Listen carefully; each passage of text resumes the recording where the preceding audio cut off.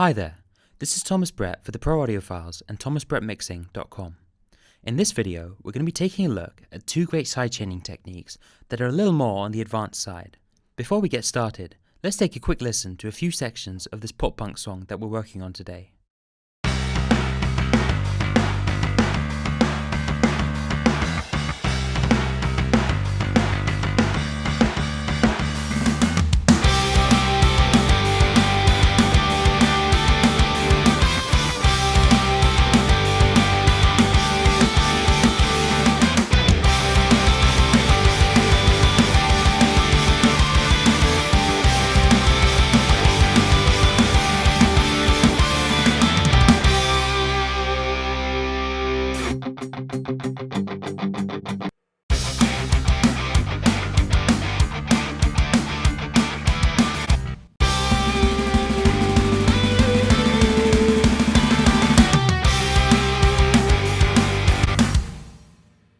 Awesome.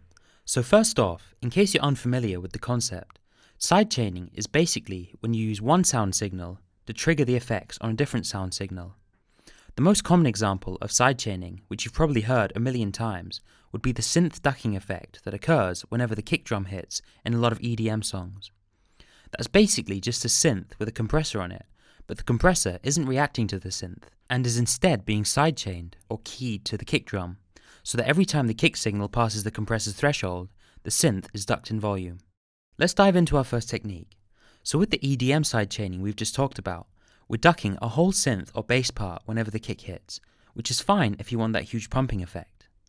In a more organic genre, such as rock or metal, we might want to sidechain the kick to the bass to free up some low-end frequency room for the kick to really punch through, but not necessarily have the whole bass signal cut out every time, as that's probably not going to sound very real or natural. The solution is to use a multiband compressor, which is just focusing in on the lows of the bass, rather than a full-range compressor. Let's start by setting up this technique, and you'll understand exactly what I'm talking about in just a few minutes. So in this song, we're using MIDI drums via TuneTrack Superior Drummer 3 and the Pop Punk library by John Feldman. Let's take a quick listen to the full kit.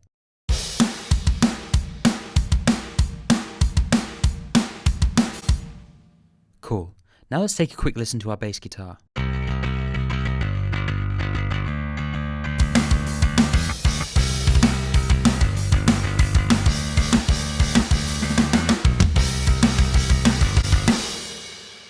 So when the kick and bass are playing together, since they're occupying a similar frequency space, with every hit, there's a chance that they might be slightly out of phase with each other, causing some of the low end to cancel out, or interact and add with each other in an unpleasant way, resulting in a bit of a subby, undefined low end woof. In my mind, the simplest way to avoid any potential problems from the get-go is to simply interweave the two signals so that they aren't occupying the same space at the same time, and the way we're going to achieve this is through sidechain multiband compression. So in order to set up this technique, we're going to need access to our kick drum on its own. I'm just going to copy all of my drum MIDI onto a single track, which we'll use as the trigger for our multiband compressor.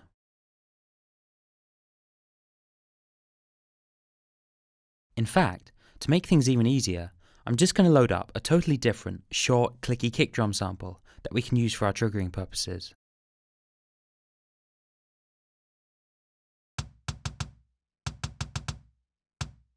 This way, the kick that we're going to be feeding into our compressor will be 100% consistent and will always give us the exact same compression result.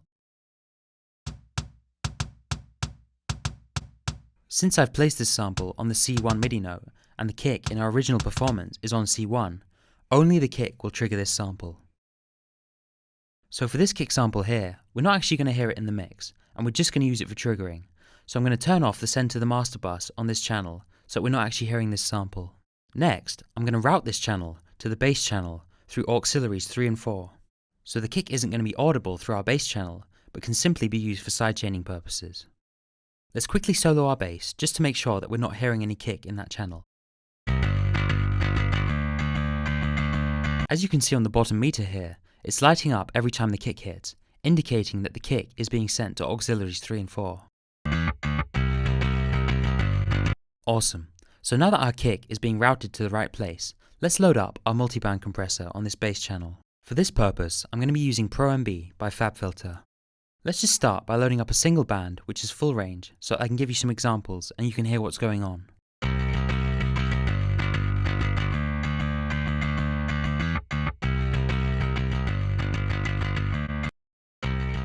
So by default, this band is assigned to channels 1 and 2, meaning it's reacting to the actual bass signal that is on this channel. In order to get this band to listen to the kick drum, which we've sent to channels 3 and 4, I'm going to hit the Expert tab and then click on the External button. External meaning channels 3 and 4.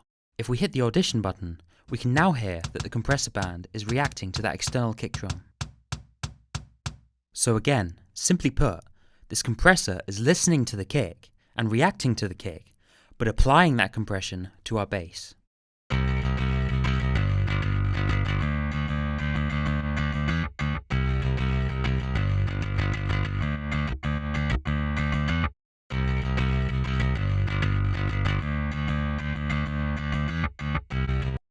Awesome. So in this case, we don't want the compressor to duck the whole of the bass signal every time there's a kick. Instead, we just want it to duck the low end a bit, just to give it a bit of space for the kick to punch through. Let's quickly adjust this band of compression so that it's just affecting the low end.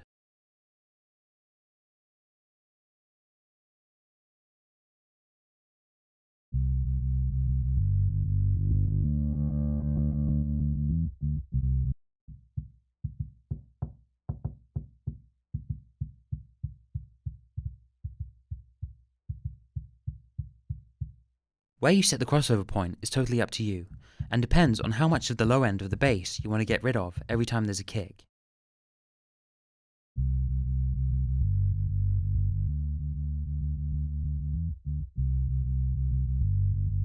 In rock and metal, I don't want this effect to be blatantly obvious. I want it to be really transparent, so I'm not going to set the crossover too high up. I just want the low end of the kick to punch through and quickly be replaced by the low end of the bass.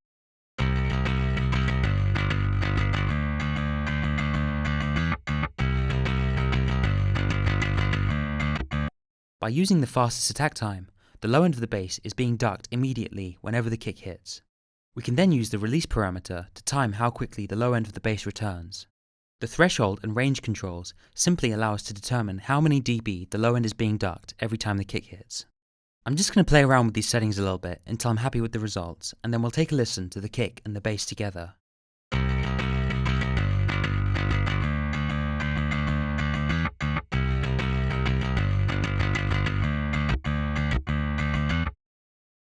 Let's see how that's working in context.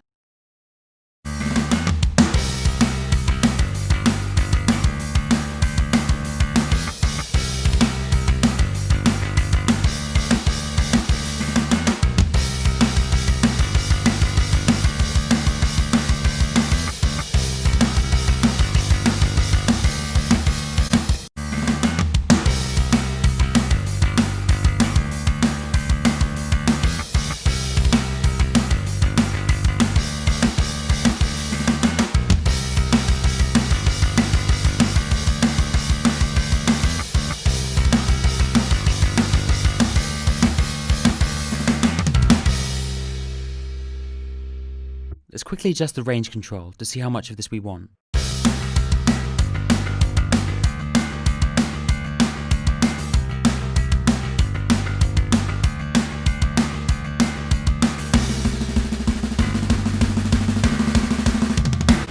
Cool. Let's compare the before and after.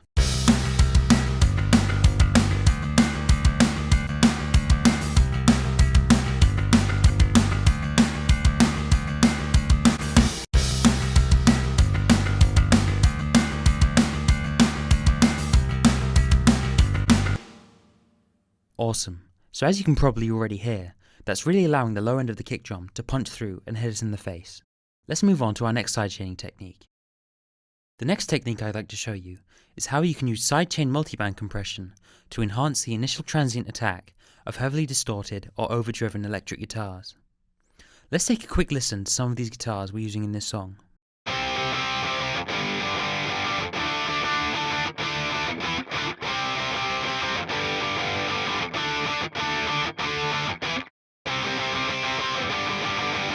With guitars, as they get more saturated and distorted, you're basically chopping off a lot of the transient information and kind of turning them into a brick wall of sustain. If we visually compare our original guitar DI to the reamp distortion track, you can easily see just how much of a difference there is in transient content, and how the reamp track is basically flatlined, despite the fact that we're not even using a huge amount of gain.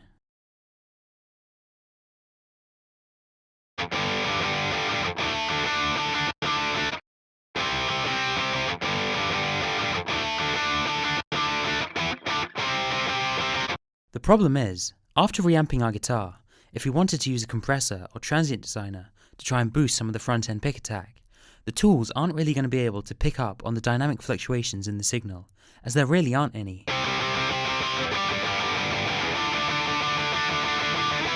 Let's quickly listen to the DI for comparison.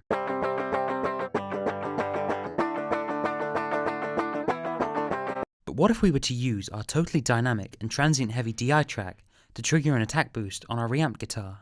Let's do just that, and start by routing our DI channel to our reamp channel on auxes 3 and 4, just as we did with the kick drum example at the start of the video.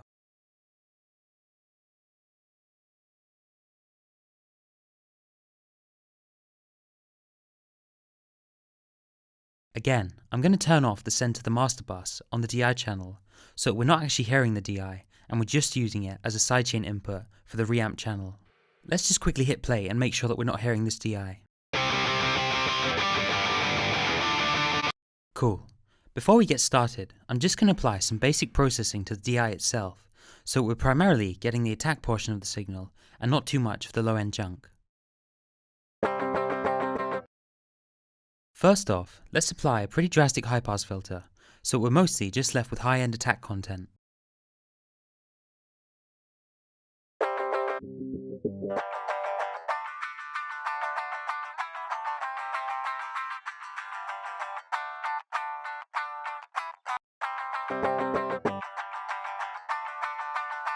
Next, let's load up a gate and see if we can get rid of some sustain and unnecessary noise. Remember, we're not actually going to hear this DI, we're just optimizing it so that it's attack heavy and easier for the multiband compressor to react to later on.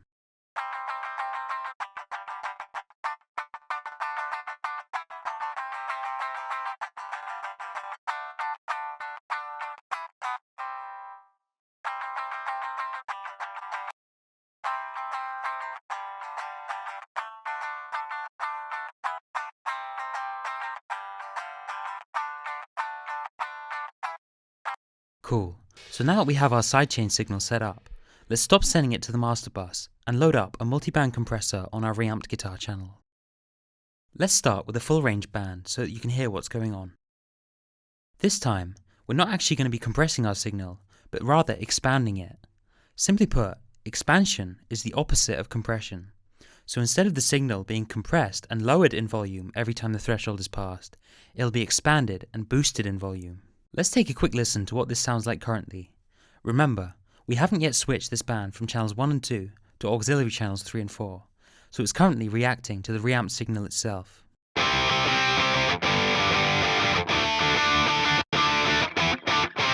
Cool, so as you can hear, due to the fact that there isn't enough dynamic fluctuation for the compressor to go off, it's basically just boosting all the time.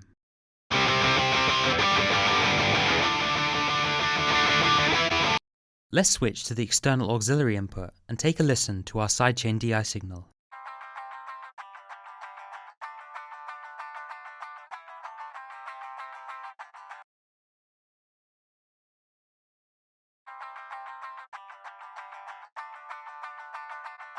Cool, so just as we did with the kick example at the start, we don't necessarily want the DI to apply an attack boost to the full range of the distorted guitar, as it can get kind of flabby and overbearing in the low end. To fix this, we're going to focus our compression band just on the high mids and treble of the guitar, which is where most of the pick attack of the guitar lives anyway. Let's play around with the settings for a bit and see where we like it.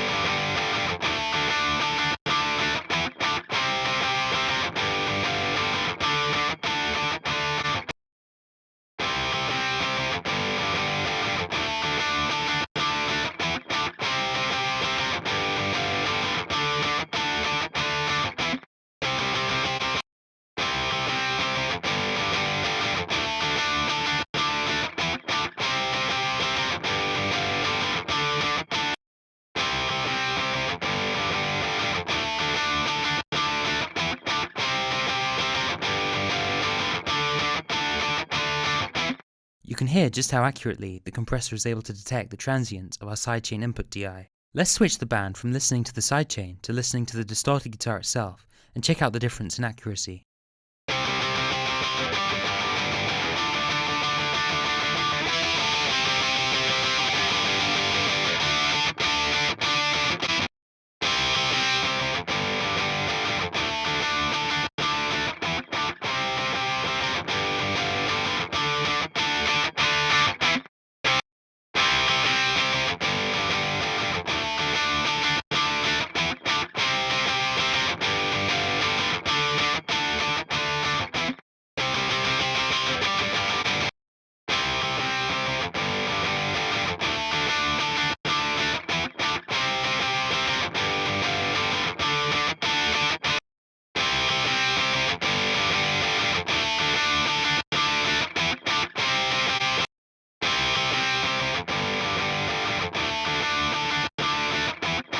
Yeah, due to the fact that there's barely any transient content in the reamp guitar, the compressor is just expanding the whole time, as if we just added a huge EQ boost to the highs, which is not what we're after.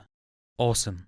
So that's a really cool and accurate way of boosting the attack on a guitar or bass track when you've got no transient content to work with. Once you understand how sidechaining works and know your way around a multiband compressor, the number of awesome techniques you can come up with to fix complex issues fairly easily is pretty astounding. That's all we have time for in this video. I hope you learned something new and that you'll find these techniques useful in your own productions. This has been Thomas Brett for the Pro Audiophiles and thomasbrettmixing.com. Until next time, cheers.